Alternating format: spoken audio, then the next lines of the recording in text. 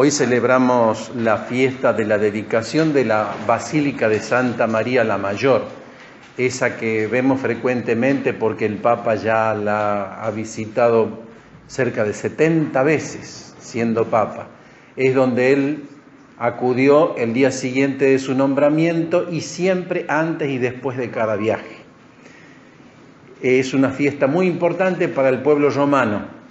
Es una de las 4 basílicas de la cristiandad que están allá en Roma, basílicas mayores, las más importantes, bellísimo edificio que guarda una pintura que se le atribuye a San Lucas, que San Lucas pintó en una madera que perteneció al mobiliario de la Última Cena, así que es una reliquia total ese lugar donde Francisco va a orar.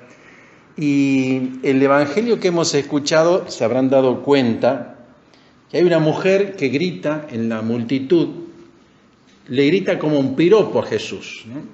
Le dice: feliz el vientre que te llevó y los pechos que te amamantaron. ¿A quién se refería? A la Virgen. Ese piropo y esa alabanza de los pechos que alimentaron a Jesús, el vientre que portó a Jesús, Jesucristo contesta de una manera que humanamente a nosotros nos puede sorprender. Pareciera como que descalificaría ese piropo, pero todo lo contrario, Jesucristo eleva la dignidad de su madre cuando le dice: felices más bien los que escuchan la palabra de Dios y la practican. Y eso incluye principalmente a la Virgen. O sea que Jesucristo no descalifica este piropo de esta mujer, que para bendecirlo a él bendice a la madre. Nosotros en argentino diríamos a la madre que lo parió, ¿verdad? La madre que lo tuvo en su seno, que le dio su amor. Y Jesucristo dice mucho más que eso. Dice: felices los que escuchan la palabra y la cumplen. Y María hizo eso por excelencia, porque ella escuchó la palabra y quedó embarazada de Jesús. Suelo repetir esta afirmación cuando enseño por ahí lo del escrute de la palabra, que es lo que estamos llamados nosotros a hacer. O sea, escuchando la palabra, que se nos empiece a notar ese embarazo que la palabra va haciendo en nosotros, que se empiece a notar que estamos embarazados de Jesús porque escuchamos su palabra. Fíjense, a nosotros nos cuesta descubrir la voluntad de Dios, y cuando la descubrimos también nos cuesta llevarla a la práctica, cumplirla. ¿Y por qué nos cuesta? Porque nosotros somos limitados, no tenemos el conocimiento que Dios tiene de cada uno de sus hijos. Y Él sabe antes, más y mejor que nosotros de lo que necesitamos. Por eso, lo que a nosotros nos dispone de manera eminente para descubrir y hacer la voluntad de Dios está en la escucha de la palabra. Escuchar la palabra va transformando el criterio personal, va cambiando mi forma de pensar.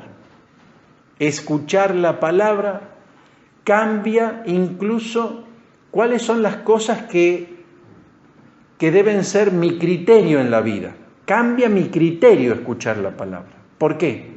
Porque los pensamientos del hombre, lo dice la misma palabra, son insustanciales. Por lo tanto, nosotros necesitamos cambiar el pensamiento, necesitamos cambiar los criterios. ¿Y quién cambia eso? Es la fuerza de la palabra que se escucha y que se recibe, como lo hizo María, a la que se le notó esa escucha de la palabra y pudo decir que sí a la voluntad de Dios, aun cuando humanamente no era la voluntad de ella. Se dice de María que ella ya había hecho un voto de virginidad. Y viene el ángel y le dice: Dios quiere que seas la madre de su hijo. O sea, Dios le rompe el voto de María, por decirlo así, humanamente hablando. Y María tiene que aceptar, obediente, la voluntad del Padre. ¿Ven? Porque Dios sabe antes, más y mejor lo que a nosotros nos conviene. Y en este caso nos convenía a todos, porque María es el honor de nuestra raza, lo decíamos en el Salmo responsorial, ¿no? ¿Por qué? Porque ella es la fiel discípula del Señor que permitió que el plan de Dios se hiciera realidad en beneficio de cada uno de nosotros. ¿Y cuál era ese plan? Que Jesucristo se encarnara y pagara con su sangre por nuestros pecados. Este es el querigma, es el anuncio de la salvación. Si María no hubiera escuchado y hubiera querido hacer su voluntad, incluso una voluntad que era buena, de consagrarse virginalmente a Dios, nosotros nos hubiéramos privado de nuestro Salvador. Así que miren cómo incluso a María la escucha de la palabra le cambió el pensamiento, le cambió sus planes. No era lo que ella quería hacer.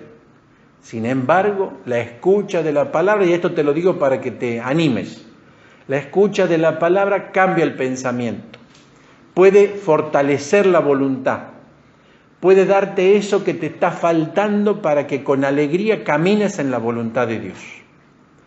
Y también se pueda decir de nosotros, feliz el vientre que te llevó y los pechos que te amamantaron. ¿Y quién sería esa? La Iglesia, que nos da como madre la palabra de Dios, la que nos tiene en su seno y nos da a luz para la vida eterna. Por eso, hermanos, animados por esta fiesta, en el contexto que les he predicado de la dedicación de la Basílica de Santa María la Mayor, y en el contexto de lo que significa María, como la esclava del Señor, que dócilmente hace su voluntad, nos animemos a pedirle a nuestra Madre, sin miedos, de que también nosotros podamos, escuchando su palabra, la palabra del Hijo de Dios, la palabra del Verbo que se encarna a través de ella y no sin ella, aceptar el plan de Dios Padre para cada uno de nosotros y después poderlo compartir con alegría para los demás. Una cosa más, solo escuchando a Dios y aceptando su voluntad en nuestra vida es la única manera de ser felices y de ser santos. Que María lo haga posible para cada uno de nosotros.